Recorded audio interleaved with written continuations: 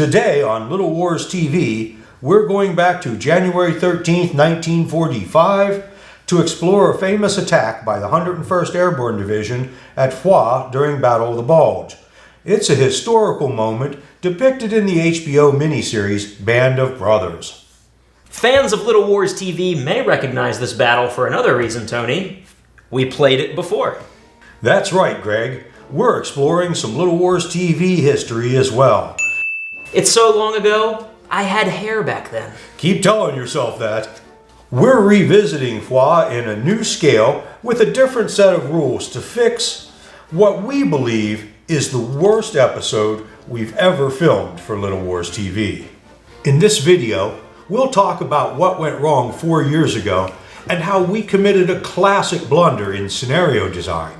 And then we'll fix that mistake to refight the engagement using my all-time favorite World War II rules, Crossfire. Greg, what about one of my favorite sets of World War II rules, Fireball Forward? There's only one way to settle this question. Let's play this scenario with both rule sets and see which one produces the better game. Game on!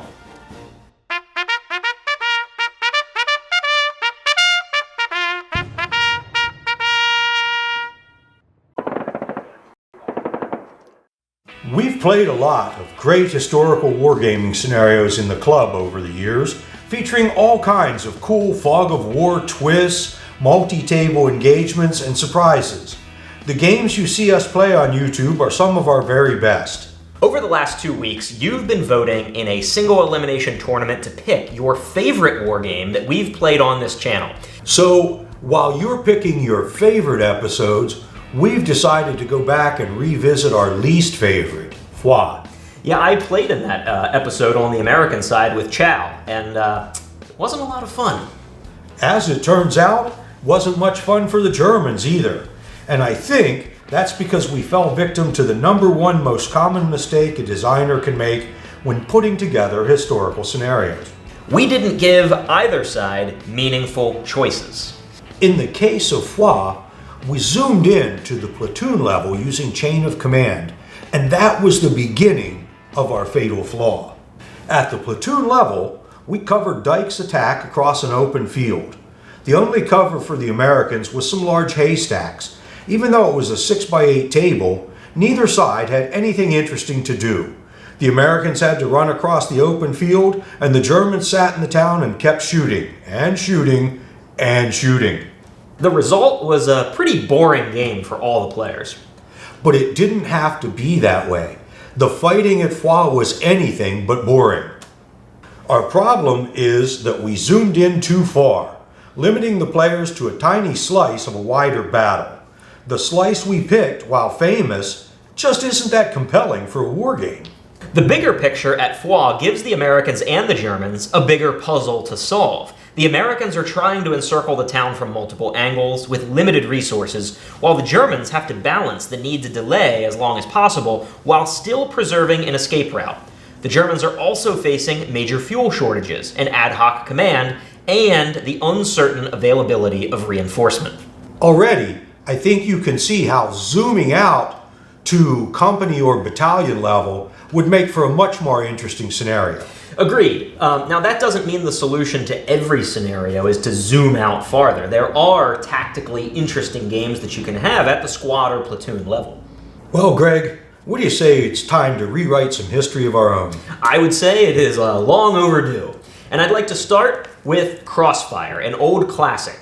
Players in this game command companies. And after we play the engagement using Crossfire, we'll switch sides, play it again with Fireball Forward, a much more recent publication pitched at the same scale. In both games, one base of figures is a squad. Our miniatures are 15mm, made by Battlefront and Peter Pig. Crossfire and Fireball Forward share a lot of the same DNA, and this should prove to be a very interesting apples-to-apples comparison of two excellent games. 4 years ago, our scenario covered this 200-meter field south of Foix, where elements of Easy Company made their attack. Today, we're zooming out to represent the full operation undertaken by 4 airborne companies. Tony, these are companies in name only. In fact, we know that on the morning of January 13th, I Company numbered just 22 men out of 150.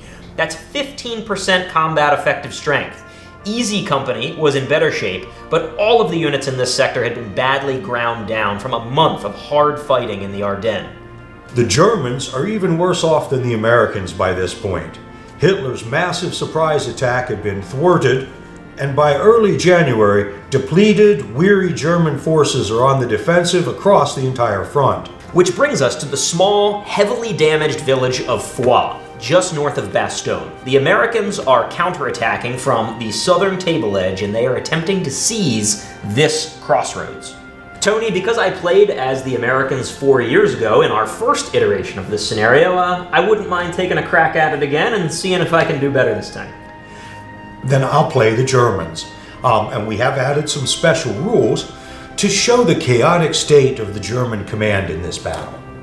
The German troops in Foix were a mixed bag of Volksgrenadiers and broken down elements of a Panzer division that had passed through the village in the weeks before. It's an ad hoc assortment of men and material, which we're representing with a random table.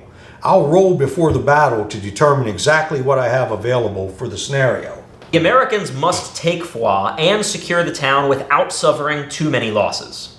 The Germans must hold out as long as possible, and both sides are competing to control as many of the road exits as possible. Hopefully now, you're starting to see how we're going to make this a more interesting scenario. Force variability, lots of room for tactical maneuver, plenty of cover, and multiple objectives. And by giving each side multiple paths to victory, we're on our way to a great game. And like all of our episodes, you can find today's scenario available for free on our website, littlewarstv.com. It's a free PDF download located in the free stuff section. We have over 30 free historical scenarios there for you, including this one.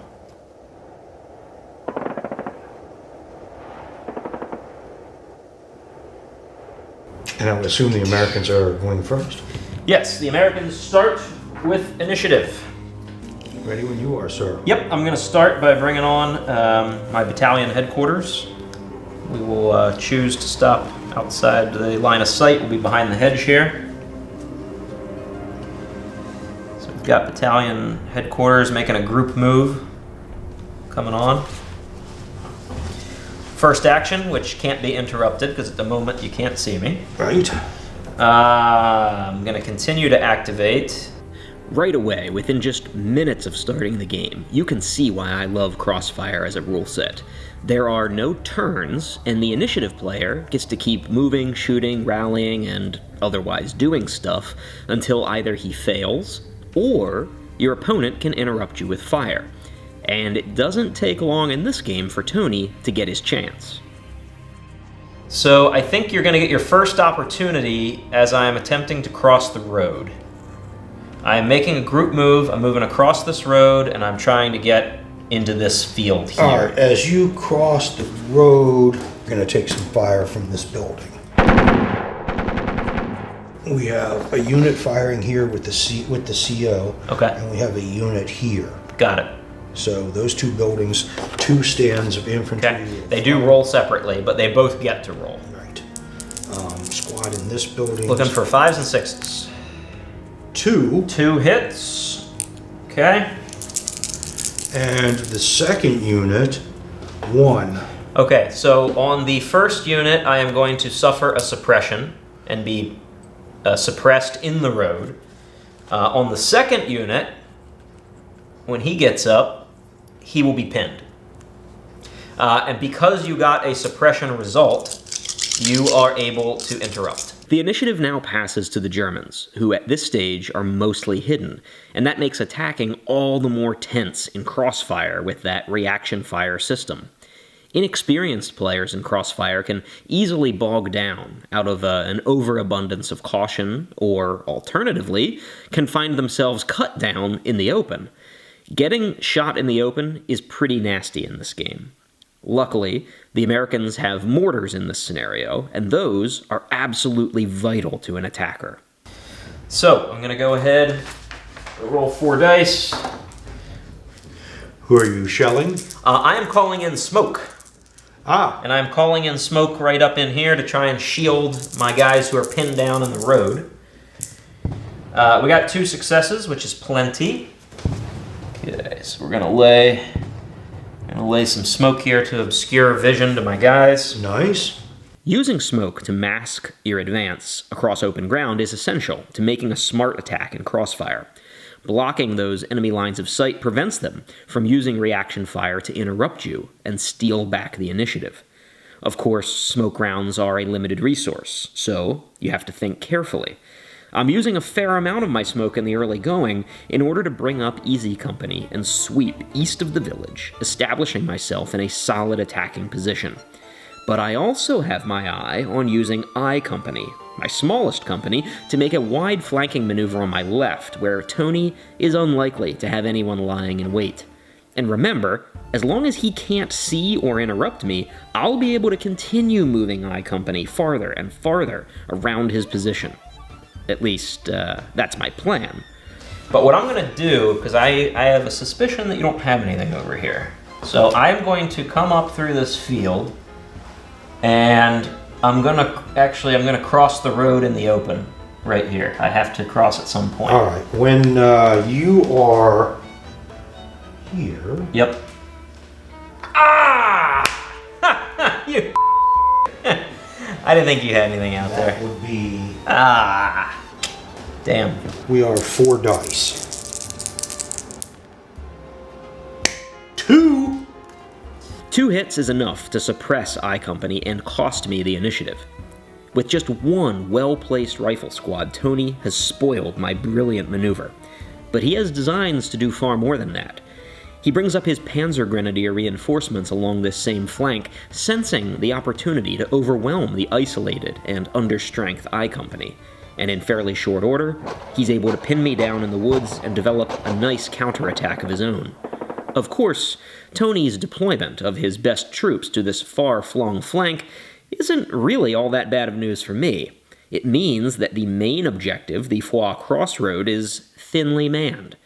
I'm now calling up G Company, my largest formation to advance into the center, held by just a lone 88mm flak gun. If I can overrun this, that could blow the German position wide open.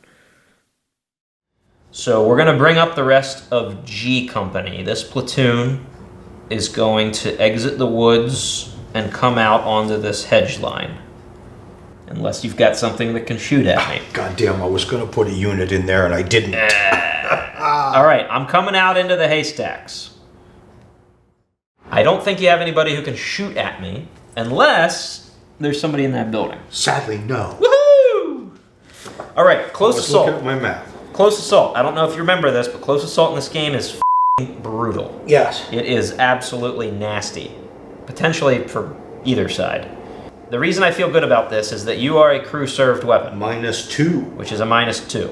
You are suppressed, which is a +2 for me. All my combat squads are veterans, so I'm at another +1. Each squad larger, I'm at another +1. I'm at 4. And my platoon commander is a +1. I am adding 5.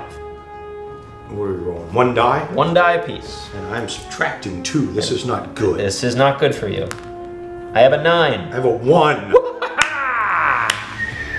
Clean them out, boys! All right, so how do we resolve this? You're wiped out.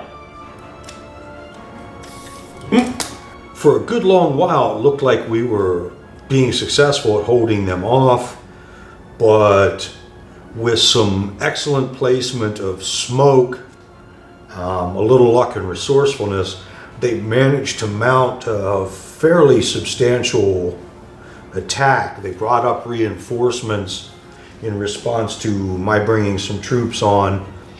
They are now entering the town, so I've got to make some decisions about where to prioritize with the limited number of reinforcements available. Tony is referring to 10th Company, his last remaining reserve. Their arrival has now been triggered by my troops coming within 6 inches of the Foix Crossroad. Unfortunately for the Germans, they arrive on the road north of town, which can now be interdicted by American rifle fire given my advanced positions. The fighting within Foix is fierce. and slowly, but surely, superior American morale and firepower allow me to lock up control of the crossroads, my main objective. And if you like the look of the buildings in our little village, these are 15mm Empires at War MDF kits. They are not a sponsor of today's video, and I paid full price for my buildings. Disclaimer. I just want to give them a shout out because unlike a lot of the MDF kits that are on the market, these come colorized, so I didn't have to paint them at all. And for pre-colorized MDF, I think they look pretty good.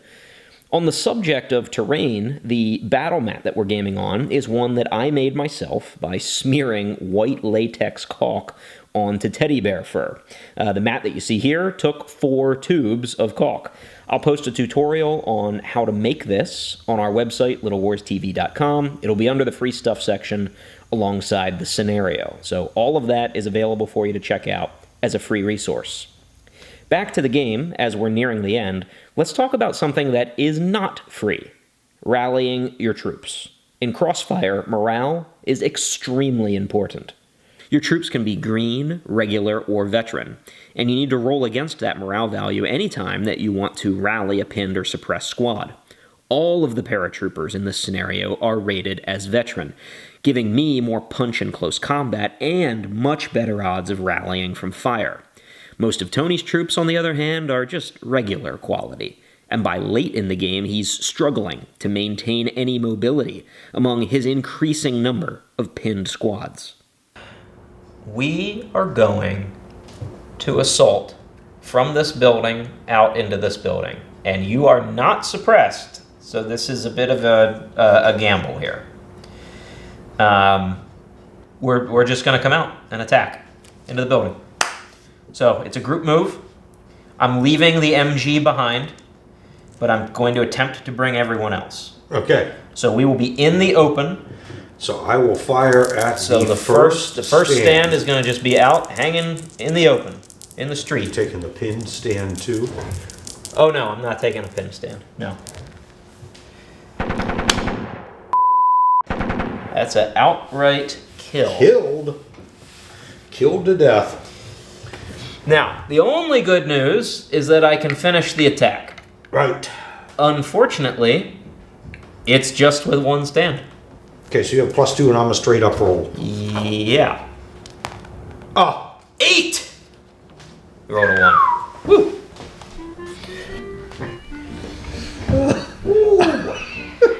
Oh my god, boy. After about 90 minutes of play, we pour ourselves some bourbon and unpack what happened for both sides. Here's to it. Here's to it. I think this was a tense game. We fought hard, but at the end, a couple of blunders on my part and some good tactics on Greg's part, and here we are. Yeah, I mean, you say blunders, but the funny thing is, about 30 minutes ago, I thought when I achieved that breakthrough in the middle, when I overran the 88, I overran 2 buildings in the town, and at that moment, it kind of looked to me like I was going to blow the whole center of this game open, and I thought I was going to get an outright win. But you sweeping around my flank here and crippling I Company, you totally wiped him out, really kind of turned this into a pretty clear draw. I am not going to be in position to take any of the road exits. Just kind of, grinding it out here in the town. So I liked the way Crossfire played. I don't know how many turns we did because there are no turns in Crossfire, but about 90 minutes, a little over 90 minutes for a game, which for Crossfire this is a pretty big game. Yes. We had a lot of units on the table, elements of multiple companies on both sides, and it was a lot of fun. So I'll be really interested to see how this game's out when we switch sides and we try Fireball Forward.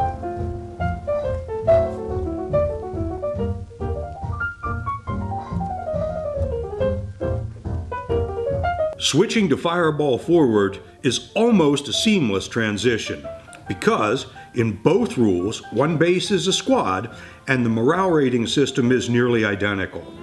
There is one critical difference between these games that requires an adjustment. Fireball Forward has a traditional turn sequence, so we'll have to introduce a limit of 8 turns for the Americans to achieve their objectives. Something we're keeping the same is our random command table for the Germans. In the last game, I rolled well enough to receive extra Panzer Grenadiers, but in our second session, Greg rolls a 5, giving him a Panther. It's the worst possible outcome for the Americans, and naturally, it's information Greg kept secret during deployment. I'm walking blindly into Foix without any knowledge of his armor. But don't worry, I'll find out soon enough. With the benefit of seeing how the first scenario played out, I've decided not to repeat Greg's strategy of splitting off a company on a wide flanking effort. Instead, I spend the opening turns using my headquarter elements and both available companies to focus on the main objective. When one platoon of Easy Company probes cautiously forward, right on cue the German machine guns open fire. Yeah, we're gonna fall back. These guys will fall back to where they came from. You know what? We'll shoot at that stand that fired at us, and then we'll move. Mm-hmm. You're in a building. I need 5. Right. Oh, 2 hits. You got a hit. My quality is a 4. 4. Ah. Suck it. We're gonna go ahead and move. All right, the other guy's gonna shoot at you. Right? 'Cause I do have 2 stands in that building. 1 hit. We gotta pass that. 4, 5, or 6. Other. Ah! Yeah, he'll just fall back to where he was. Then I'll put a marker on him. When squads take a hit in Fireball Forward, you have to pass an immediate morale test or else you're pinned. At that point, you can choose to fall back in cover, and this is the one rule I'm forced to use quite a bit in the early turns. Clearly, I need to bring more firepower to bear on the Germans. My HMG will rocket some fire into that building. Okay. Green die for ammo. Yep.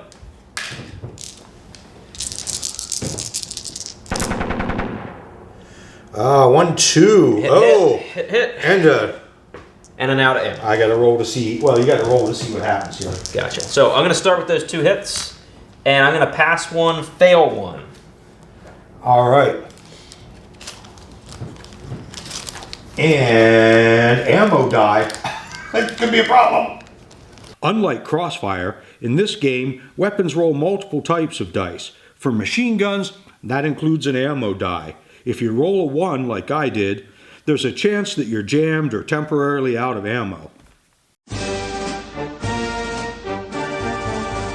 I've chosen to bring on G Company to make the push in the center, hoping to force Greg to divert some resources.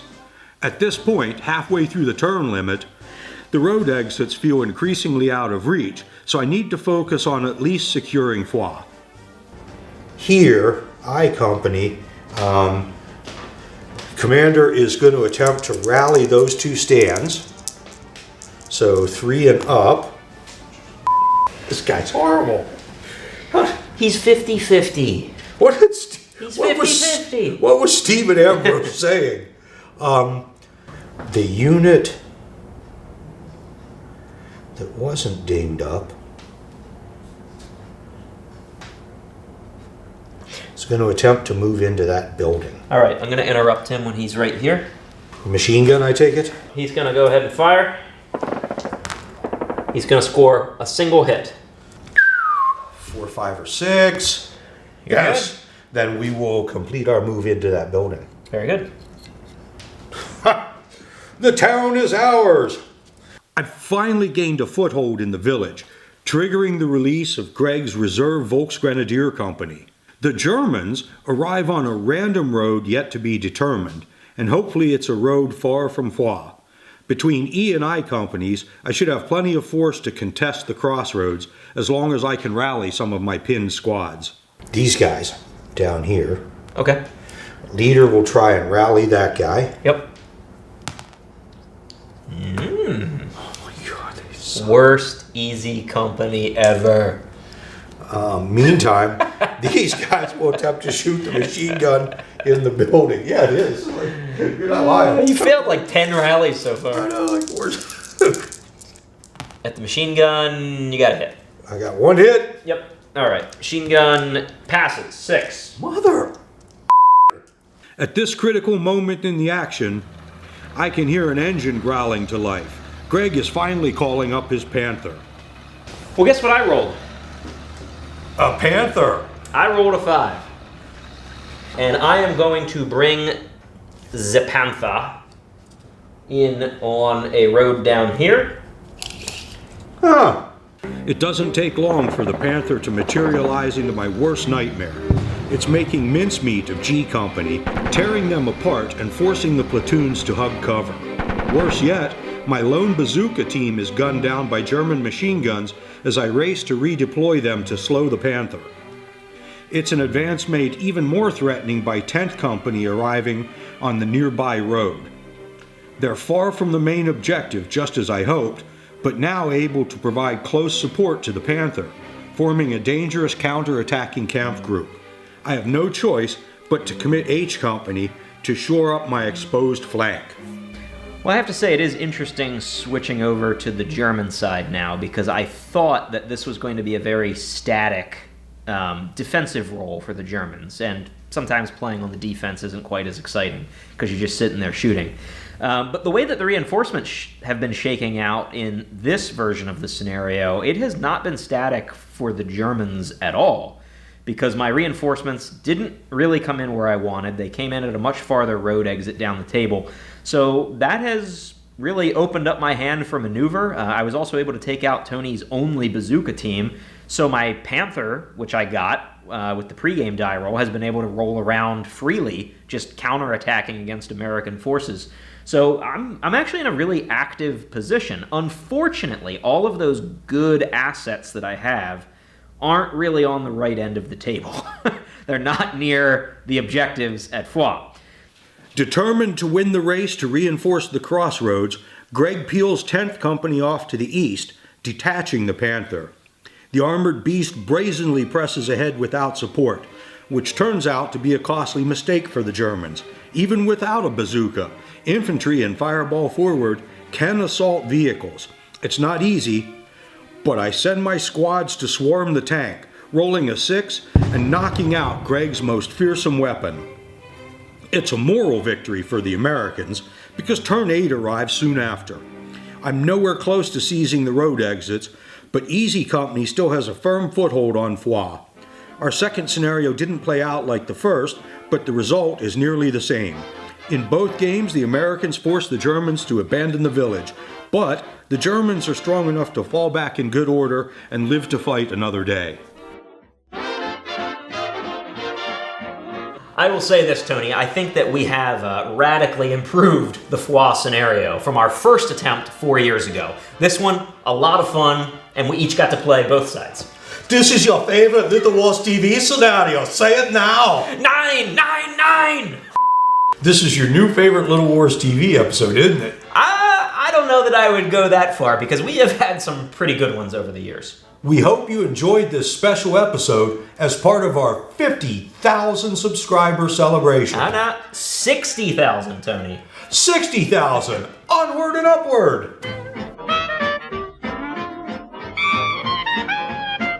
A huge thank you not just to the showrunners appearing on screen right now, but also to everyone who supports us on Patreon or by subscribing to the channel on YouTube.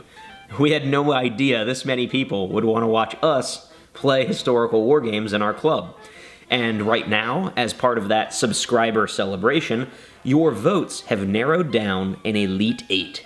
These are your favorite 8 war games that we've played on the channel so far. But which of them will emerge as the champion? Go vote on our YouTube community tab today. From all of us here at Little Wars TV, thanks for subscribing.